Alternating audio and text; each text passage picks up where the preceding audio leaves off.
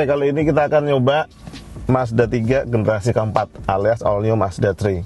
2 minggu lalu Kompas udah nyobain mobil ini di jarak dekat sekitar Jakarta sampai Bogor doang. Tapi hari ini kita akan nyoba mobil ini secara lebih komprehensif untuk melakukan perjalanan jarak jauh. Yang kita pilih tujuannya adalah Kuningan, Jawa Barat, karena di sana banyak objek wisata dan pemandangan yang indah, terutama kalau musim kemarau seperti ini. Ayo kita mulai jalan.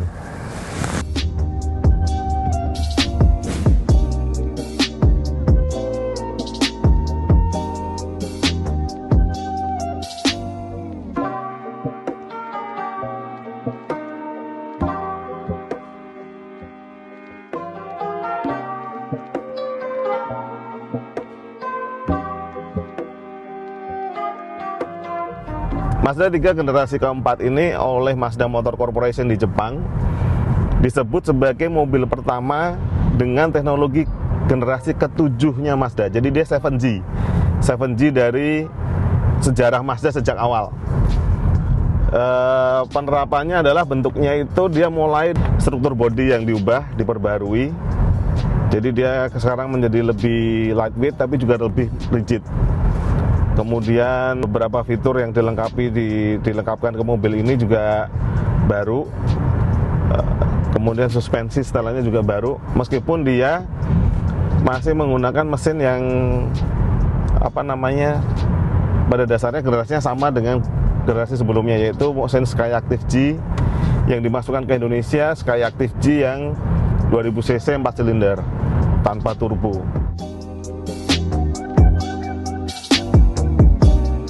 Dari eksterior, perubahan yang telah langsung terlihat dari Mazda 3 yang generasi keempat ini adalah interpretasi terbaru dari bahasa desain Kodo Soul of Motion yang sudah digunakan Mazda dalam 2 generasi terakhir. Kalau kita lihat di bagian sisi mobil ini terlihat desainnya itu bersih ya, slick kayak gitu. Jadi tidak ada garis-garis nut-nut di bodi mobil yang kalau menurut Mazda itu tidak perlu. Jadi dia seolah-olah kayak plat besar kayak gitu aja dengan lekukan-lekukan yang sangat sederhana.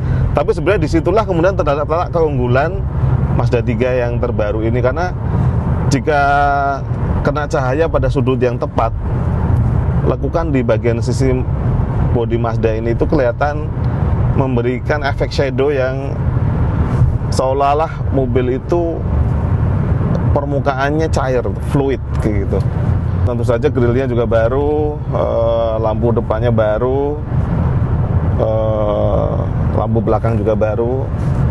Tapi dia tetap menyisakan DNA desain yang dipertahankan sejak Mazda 3 generasi pertama, yaitu ada lekukan di bagian jendela belakang atau pilar C ya. Sementara dari sisi interior, kita lihat bahwa Mazda yang menginginkan mobil ini menjadi lebih premium dari generasi sebelumnya menerapkan desain yang minimalis, meskipun juga tetap fungsional dan tidak membosankan. Jadi dia permukaannya ini dengan soft pad, leather, ada layar di situ, dan bahkan Mazda itu memperhatikan detail bagaimana dia memilih font huruf pada layar instrumen maupun di layar monitor utama di sini itu disamakan sama dia. Jadi alasannya supaya pada saat kita beralih-alih melihat layar di tengah maupun layar instrumen itu kita tidak teralihkan perhatiannya, karena fontnya bentuknya sama, warnanya sama, dan sangat mudah dibaca dan dipahami.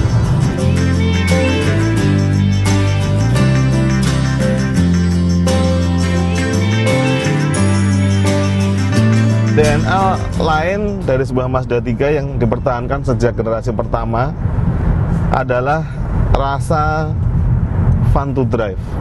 Jadi mengendarai mobil itu tuh sangat menyenangkan. Salah satunya karena pengendaliannya itu presisi dan kita tuh merasa menyatu dengan mobil. Dan itu adalah filosofi Mazda yang dipegang dari dulu, yang namanya Jinba Itai. Artinya seorang penunggang itu menyatu dengan kudanya. Cuma memang di Mazda yang terbaru ini semuanya itu menjadi lebih halus dan smooth, refine. Jadi mulai dari power delivery-nya mesin hingga kemudian bantingan suspensi, keringanan roda kemudi itu terasa lebih refine, halus ya dibanding generasi sebelumnya.